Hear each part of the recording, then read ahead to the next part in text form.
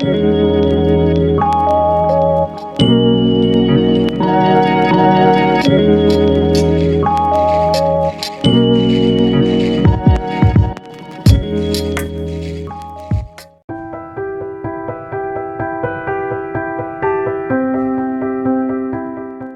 Suma teacher, Suma Sivadas. ഞാൻ ഇന്ന് നിങ്ങളുടെ മുമ്പിൽ ആഗതയായിരിക്കുന്നത് നമ്മുടെ പഴയ കുഞ്ഞുമാലാഖയെ ഒന്നുകൂടി പരിചയപ്പെടുത്തുന്നതിനാണ്. അദ്ദേഹത്തിൻ്റെ ഒരു പുസ്തകമാണ് കുഞ്ഞുമാലാഖയുടെ ദൈവകഥകൾ. ലേറ്റസ്റ്റ് ആയിട്ടുള്ള പുസ്തകമാണ് കുഞ്ഞുമാലാഖയുടെ ദൈവകഥകൾ.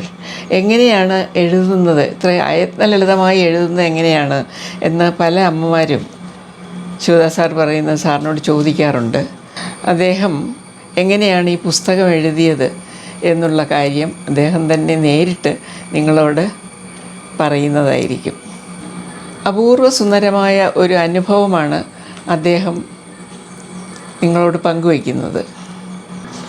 ഒരു പുസ്തകം ജനിക്കുന്നത് എങ്ങനെ എന്ന് നിങ്ങൾക്ക് അത് കേട്ടാൽ മനസ്സിലാകും. കുഞ്ഞുമാലാഖയുടെ ദൈവകഥകൾ എന്ന പേരിൽ ആ പുസ്തകം പ്രസിദ്ധീകൃതമായപ്പോൾ പ്രസാധകരായ ലിവിങ് ലൈഫ് പബ്ലിഷേഴ്സ് ഈ അനുഭവം കൂടി അതിൽ കൊടുത്തിട്ടുണ്ട്. ആ അനുഭവം പങ്കുവച്ചതിന് ലിവിങ് ലൈഫ് പബ്ലിഷേഴ്സിനോടും നന്ദി പറയുന്നു ഒരിക്കൽ കൂടി. തുറക്കുമ്പോൾ ഒരു റോസാപ്പൂ മണവും ഒക്കെയായി ഒരു ബുക്ക്. ദൈവത്തിൻ്റെ കഥകളാണ് അതിൽ കൂടി പറയാൻ ശ്രമിക്കുന്നത്. പ്രശസ്ത ചിത്രകാരനായ വെങ്കിയാണ് ഇതിലെ ചിത്രീകരണം നിർവഹിച്ചിരിക്കുന്നത്. ചിത്രീകരണവും അതിമനോഹരമാണ്. പുസ്തകം നിങ്ങളോട് എങ്ങനെ അദ്ദേഹം എഴുതി എന്നുള്ള കാര്യം അദ്ദേഹം തന്നെ പറഞ്ഞു കേൾപ്പിക്കുന്നതായിരിക്കും. ഈ ഓണക്കാലത്ത് ഒരു സർഗാത്മക രചന തപസ്സിലൂടെ എങ്ങനെ പ്രസിദ്ധീകൃതമാകുന്നു എന്നുള്ള കാര്യം, ഒരു ബുക്ക് രൂപത്തിലായി നിങ്ങളുടെ മുമ്പിലേക്ക് എത്തുന്നു എന്നുള്ള കാര്യം അദ്ദേഹം നിങ്ങളോട് ഇപ്പോൾ ഈ ഓണക്കാലത്ത് പറഞ്ഞു തരുന്നതായിരിക്കും. നിങ്ങൾക്ക് ആ കഥ പ്രചോദനം നൽകട്ടെ. ഈ കഥ നിങ്ങളുടെ വായനാശീലത്തിന് ഒരു ഉത്തേജനവുമാകട്ടെ എന്ന് കരുതിയാണ് ഈ കഥ ഇവിടെ നമ്മളെല്ലാവരുമായി പങ്കുവയ്ക്കുന്നത്. ഒരു കുഞ്ഞു മാലാഖ, കുഞ്ഞു മാലാഖ സ്വർഗത്തിൽ ദൈവത്തിൻ്റെ മടിയിലിരുന്ന് കളിക്കുന്ന ഒരു സുന്ദരിക്കുട്ടി, ദൈവത്തിൻ്റെ പുന്നാരക്കുട്ടി. ദൈവം അവളെ ഇടയ്ക്കിടയ്ക്ക് തടവും, അവളെ നോക്കി ചിരിക്കും. അപ്പോൾ അവൾക്ക് വലിയ സന്തോഷമാകും. അവൾ പെട്ടെന്ന് ചാടി ചിറകുകൾ ഉയർത്തി ദൈവത്തിന് ചുറ്റും ഒന്ന് പറന്ന് കളിക്കും. വീണ്ടും ദൈവത്തിൻ്റെ മടിയിൽ പോയിരിക്കും. ദൈവം അവളെ വീണ്ടും ഓമനിക്കും. ഇങ്ങനെ നല്ല സന്തോഷത്തോട് ജീവിക്കുന്ന ഒരു കുഞ്ഞുമാലാഖയെ നിങ്ങൾക്ക് സ്വപ്നം കാണാനും കഴിയുമോ? അങ്ങനെ ഒരു കുഞ്ഞുമാലാഖയെ എന്നോ ഒരു ദിവസം ഞാൻ സ്വപ്നം കണ്ടു. ഈ കുഞ്ഞുമാലാഖ പകൽ സമയത്ത് ഇങ്ങനെ ദൈവത്തിൻ്റെ മടിയിലിരുന്ന് കളിക്കുകയും, എന്നാൽ രാത്രിയാകുമ്പോൾ ദൈവം അവൾക്ക് വലിയൊരു ജോലി കൊടുത്തിട്ടുണ്ട്. ആ രാത്രി മുഴുവൻ അവൾ വളരെ തിരക്കിലാണ്. അവൾ പറന്ന് ഭൂമിയിലെത്തി ഭൂമിയിലെ ഈ നാനാ പ്രദേശങ്ങളിൽ ഉറങ്ങിക്കിടക്കുന്ന കുഞ്ഞുങ്ങളുടെ ഉള്ളിൽ കയറുകയും കഥകൾ പറഞ്ഞു കേൾപ്പിക്കുകയും അവരെ ചിരിപ്പിക്കുകയും അവർക്ക് അതിമനോഹരമായ സ്വപ്നങ്ങൾ കൊടുക്കുകയും ചെയ്തുകൊണ്ടിരിക്കും. അങ്ങനെ അവൾ കഥ പറഞ്ഞ് കേൾപ്പിക്കുമ്പോഴാണ്, അവൾ നല്ല മനോഹരമായ സ്വപ്നങ്ങൾ കൊടുക്കുമ്പോഴാണ് കുഞ്ഞുങ്ങൾ രാത്രി കിടന്ന് ചിരിക്കുന്നത്. നിങ്ങൾ കണ്ടിട്ടില്ലേ കുഞ്ഞുങ്ങൾ ഇള്ളാപ്പിള്ളമാർ കിടന്ന് ചിരിക്കുന്നത്? ചിലപ്പോൾ കുഞ്ഞുമാരായ ഒരു കുസൃത്തരം കാണിക്കും, ഒരു കരയേണ്ട ഒരു കഥ പറഞ്ഞു കൊടുക്കും, അല്ലെ ഒരു അടി കൊടുക്കും. അപ്പം കുഞ്ഞു ലേന്നും പറഞ്ഞ് കരയും. പെട്ടെന്ന് ചിരിപ്പിക്കുന്നൊരു കഥ പറയും. ചിരിപ്പിച്ച് എല്ലാ കുഞ്ഞുങ്ങളെയും രാത്രി ഇങ്ങനെ സന്തോഷിപ്പിച്ച് ചിരിപ്പിച്ച് അവരെ ആഹ്ലാദിപ്പിച്ച് സന്തോഷിക്കുന്ന ഒരു കുഞ്ഞുമാലാഖ. അവൾ രാത്രി കഴിഞ്ഞ് പകലാകുമ്പോഴത്തേക്ക് വീണ്ടും ദൈവത്തിൻ്റെ മടി വന്നിരിക്കും. അപ്പോൾ കുറേ നാളിങ്ങനെ ഇവൾ ഈ ലോകത്തിലെ മുഴുവൻ കുഞ്ഞുങ്ങൾക്ക് ഈ സ്വപ്നങ്ങൾ കൊടുക്കുകയും കഥകൾ പറഞ്ഞ് കേൾപ്പിക്കുകയൊക്കെ ചെയ്യുന്നത് കണ്ടപ്പോൾ ഒരു ദിവസം ദൈവം പറഞ്ഞു, കുഞ്ഞുമാലാഖേ, നീ നല്ല മിടുക്കിയാണ്, എനിക്ക് മനസ്സിലായി. നിന്നോളം മിടുക്കിയായിട്ടൊരാൾ കഥ പറയാൻ വേറെ ആരുമില്ല. അതുകൊണ്ട് നീ ഒരു കാര്യം ചെയ്യുക, എൻ്റെ കഥ ഒന്ന് പറയണം. ഈ സ്വർഗത്തിലെ കുഞ്ഞുങ്ങളെല്ലാം ഞാൻ വിളിച്ചു കൂട്ടിയിരിക്കുകയാണ്. നീ അവരുടെ മുമ്പിൽ എൻ്റെ കഥയൊന്ന് പറയണം.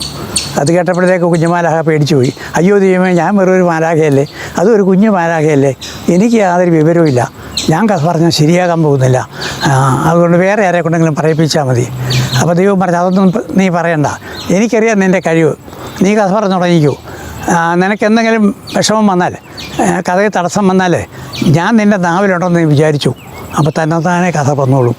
അങ്ങനെ കുഞ്ഞുമാലാഹ ഈ സ്വർഗത്തിലെ കുട്ടികളുടെ മുമ്പിൽ വെച്ച് കഥ പറയാൻ തുടങ്ങി.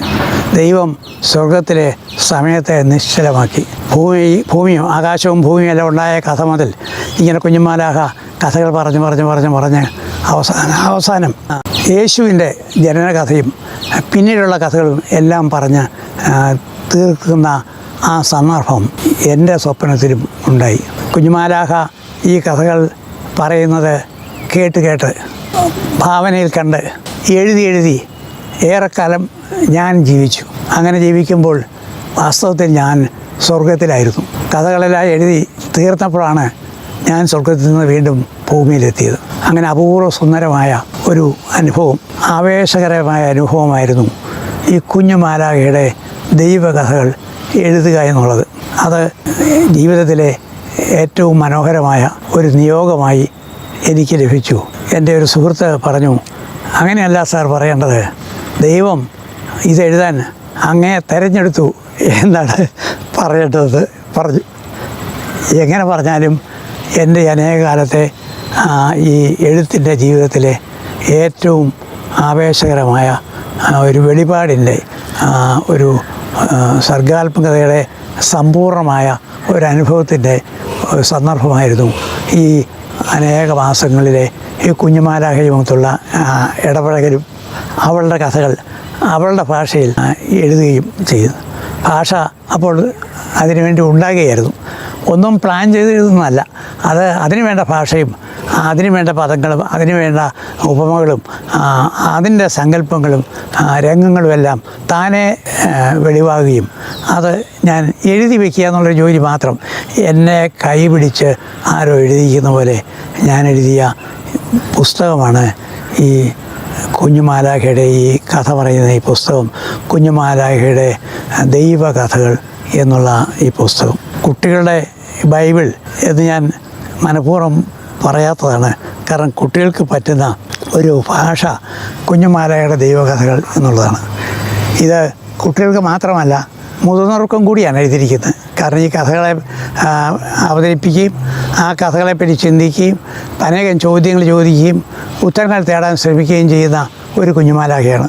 പലപ്പോഴും ചോദ്യങ്ങൾ ചോദിച്ചു കഴിയുമ്പോൾ കുഞ്ഞുമാലാഖയ്ക്കൊരു സംശയം വരും, ഈ ചോദ്യം ചോദിച്ചത് ശരിയായോ?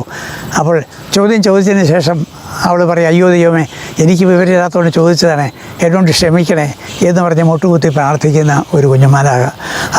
ഞാനും അങ്ങനെ മുട്ടുകുത്തി പ്രാർത്ഥിച്ചിട്ടുണ്ട്. ഈ ചോദ്യങ്ങൾ ചിലപ്പോൾ ആവശ്യമില്ലാത്ത ചോദ്യങ്ങൾ കാണാം, തെറ്റുകളുണ്ടാകാം, അതിന് കണ്ടെത്തുന്ന ഉത്തരങ്ങളിൽ തെറ്റുകൾ കാണാം. പക്ഷേ ഇതെല്ലാം ഒരു സർഗാത്മകമായ ഒരു മനസ്സിൻ്റെ സൃഷ്ടിയായി നിങ്ങൾ തിരിച്ചറിയണം. ഓരോ കഥയ്ക്കും, ബൈബിളിലെ ഓരോ കഥയ്ക്കും അതിൻ്റേതായ അർത്ഥതലങ്ങളുണ്ട്. അതിനെ ആധുനിക ലോകത്തിൻ്റെ കാഴ്ചപ്പാടിൽ കാണാനും കൂടിയുള്ള ഒരു ശ്രമം, ഒരു ചെറിയ ശ്രമം ആണ് ഈ പുസ്തകത്തിലൂടെ നിർവഹിച്ചിരിക്കുന്നത്. ഇത് എഴുതി കഴിഞ്ഞപ്പോൾ പെട്ടെന്ന് ഞാൻ ഓർത്തത് ഒരു കഥയാണ്. ഒരിക്കൽ ഒരു രാത്രി പെട്ടെന്ന് ഇരുട്ട് പരന്നു. ഈ പിന്നെ നമ്മുടെ കർത്താവിൻ്റെ രാത്രി എന്നൊക്കെ പറയുന്ന പോലെയുള്ള ഒരു രാത്രി പെട്ടെന്ന് ഇരുട്ട് വന്നപ്പോൾ കാട്ടിലെ മൃഗങ്ങളെല്ലാം ഭയപ്പെട്ടു. വല്ലാതെ ഭയപ്പെട്ടപ്പോൾ അവർ കരഞ്ഞു. അപ്പോൾ കരഞ്ഞപ്പോൾ ഒരു മിന്നാമിന്നി പെട്ടെന്ന് അവളുടെ മിന്നി വെളിച്ചം പുറത്ത് കൊണ്ടുവന്നിട്ട് അവൾ വിളിച്ചു പറഞ്ഞു, ആരും കരയണ്ട, ആരും പേടിക്കണ്ട, ഞാൻ ദേ ഇവിടെയുണ്ട്, ഞാൻ നിങ്ങൾക്ക് വേണ്ട വെട്ടം തരാം എന്ന് പറഞ്ഞു. അങ്ങനെ ആ മിന്നാമിന്നി മിന്നിക്കൊണ്ടിരുന്നു. ആ മിന്നാമിന്നിങ്ങളുടെ വെട്ടം കണ്ട് ആശ്വസിച്ച് ആ കാട്ടിലെ മൃഗങ്ങളെല്ലാം സന്തോഷത്തോടെ ജീവിച്ചു എന്നാണ് കഥ.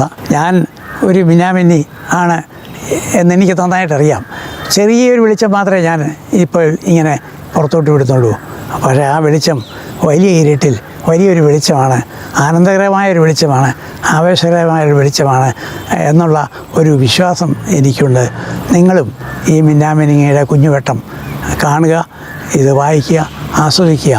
അങ്ങനെ ആസ്വദിക്കുമ്പോൾ എനിക്ക് യാതൊരു സംശയവുമില്ല, നിങ്ങൾ കൂടുതൽ വലിയ സ്വപ്നങ്ങൾ കാണാനും കൂടുതൽ മനോഹരമായ സ്വപ്നങ്ങൾ കാണാനും കൂടുതൽ മഹത്തായ പ്രവർത്തനങ്ങളിൽ ഏർപ്പെടാനും കഴിവുള്ളവരായി മാറും.